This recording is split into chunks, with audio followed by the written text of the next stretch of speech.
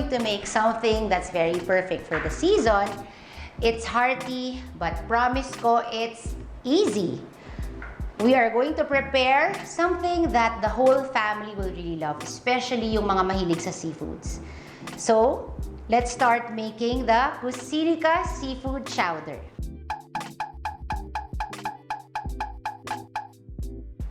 Have here my onions. So, ito na, we're gonna chop. Madali lang to, guys. Super. Promise ko sa inyo, it's so easy to make. Okay. So first, we need to chop our onions, carrots, and celery. Okay. Ayan. I like to use white onions. Mamaya yan, iyak na ako. Okay, so I'll just put it here. So ganyan lang, rough chop lang. Okay. This dish is not complicated. I'm sure even yung mga bago sa kusina, kayang-kaya nyo itong gawin. Okay, and then we have some carrots. So you want to chop it into very small pieces. Ganyan. Okay. If you want the carrots bigger in size, pwede naman. So parang gawin nyo na lang talagang cubed lang siya. Yung iba, they like it minced. It's really up to you. If your kids don't want to eat vegetables, pwede rin yung sa slice nyo ng sobrang nipis. Tapos halos hindi na makikita. Sneaky. Sneaky mommy. And then celery. So you want to cut it in half.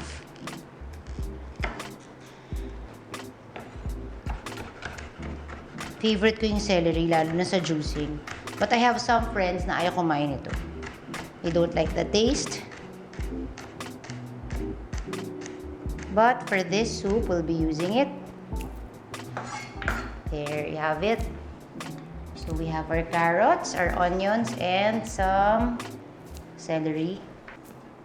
Lastly, okay, so we are ready to saute. Okay,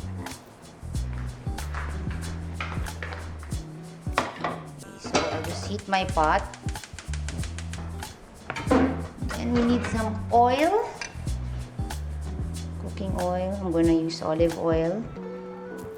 Yan lang po. Ganyan lang ka. Dali. Okay, pag mainit na yung pan, we can start with our onions. So, yan muna. Keep it there lang.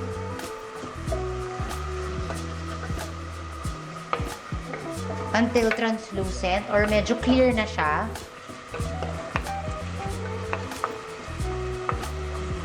Then, we can already add our carrots. Ang bango. I love the smell of onion na. Ginigisa na ganyan. Pero before, nung pregnant ako, pag garlic, hindi ko talaga kaya. Like, sasabihin ko kay Manang, Manang, pakigisa muna, tapos mamaya na pag nagisa. Okay. So, now, let's add our carrots first. So, saute lang. And then lasting celery.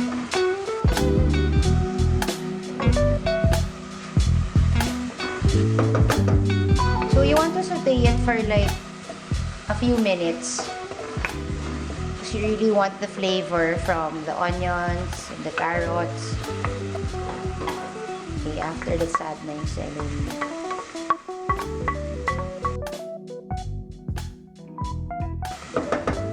So I'll leave it first, maybe for like 2 minutes. Okay. Now while your veggies are cooking, you wanna add the shrimp. Okay. So lulutuin ko lang yan ng konti. And then I'm gonna remove it then.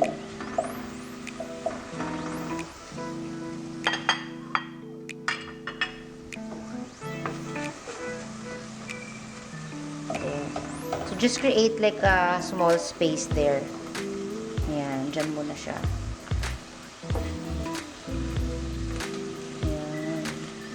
Actually, you can do this sa umpisa pa lang. Or yung iba, what they would do is lulutuin na nila yung yung shrimp sa umpisa. Pero best if you saute it with a little bit of garlic para malasa.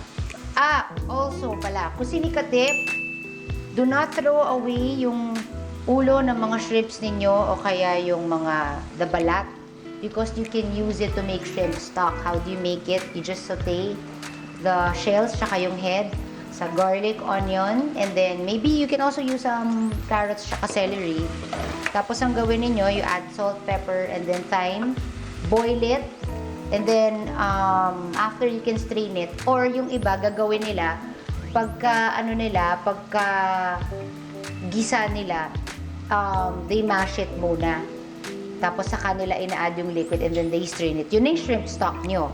But if you want naman to use a fish stock, what you do is yung bones ng fresh fish, yun lang. If i-flavor nyo lang yun, papakuluan nyo, yun yung fish stock nyo. If you don't like to buy yung artificial na mga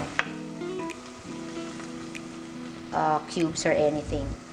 Okay, so now, it looks good. So I'm going to add a little flour. So maybe mga 1 tablespoon, 1 to 2 tablespoons.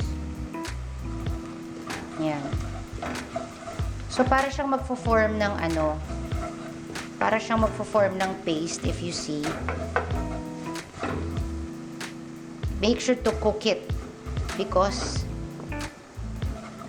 you don't want it to be yung parang lasa na parang may flour paste.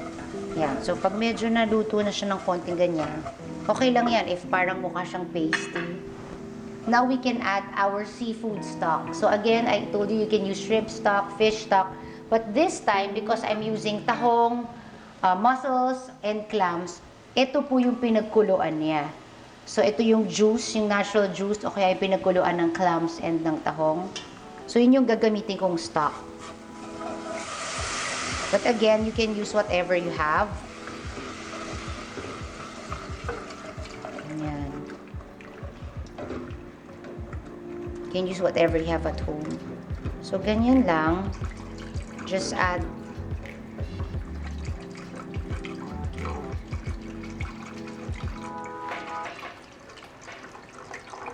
ayan. So, you let it boil lang. Tapos later, magte-thicken pa yung soup natin when we add the other ingredients. Also, don't forget yung shrimps, tinanggal ko pala yan.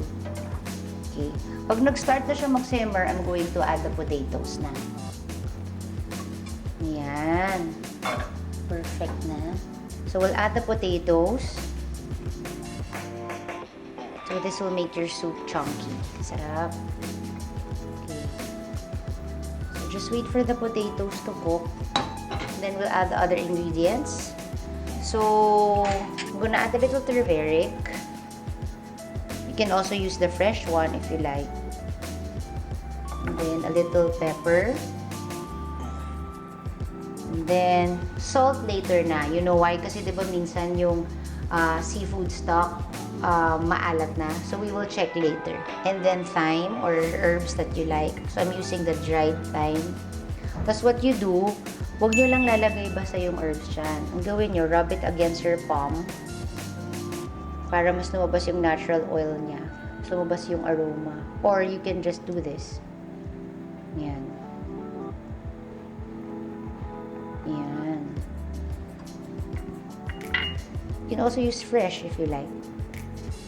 Pag dried herbs, mas konti lang yung gagamitin ninyo kasi mas matapang yung lasa niya compared to fresh herbs. Tada!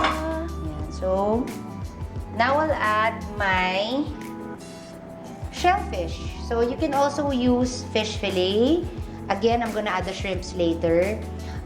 If you're allergic naman to seafood, pwede naman, palitan nyo na lang to ng chicken breast, chicken meat.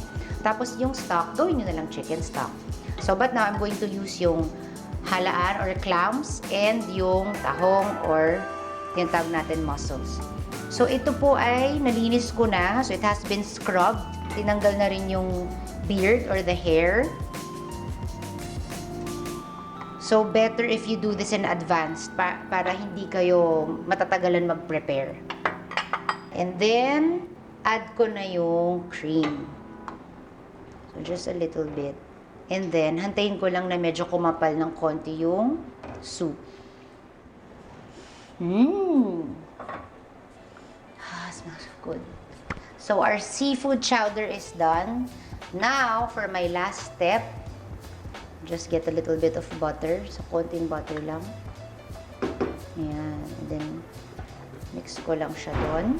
Now, kanina, what you didn't see is yung soup ko medyo lumabnaw because I added more stock. So, if kunwari, yung soup nyo, feeling nyo, you want it thicker, but again, hindi nyo nagawa yung first step, which is to add flour doon sa beginning. What you can do is you can still add a little bit of flour, but hindi directly doon sa liquid. What you do is, you get siguro warm water muna, or minsan ginagawa ko yung stock, tapos, I mix it up a bit, tapos yun yung ibubuhos ko, just to thicken the soup again. That's if kulang pa yung thickness ng chowder nyo. Kasi ang chowder kailangan makapal talaga. And, of course, the shrimps. I'll save a few pieces for garnish. And we're done. I'm just going to transfer this into a bowl and then it's ready to serve. So good. Look! I just want you to see it, diba? Talagang punong-puno yan. So, anybody who will eat this, talagang mabubusog. It's so perfect, lalo na pag gutom ang family. There you go. And then, I'm just going to garnish it with a little bit of flat leaf parsley. This is optional. And, you can also garnish with a little bit of bacon. Again, optional step again. And then, remember the shrimps kanina, yung hipon. Ito lang natin. There. Maybe one more bowl. Okay, so tamang-tama because Mark is tired from training. So, one for me, one for him. And then, if gusto ng kids. Yun. So, garnish again. And then, of course, he likes bacon. Oops. There you have it. My Cusinica Seafood Chowder.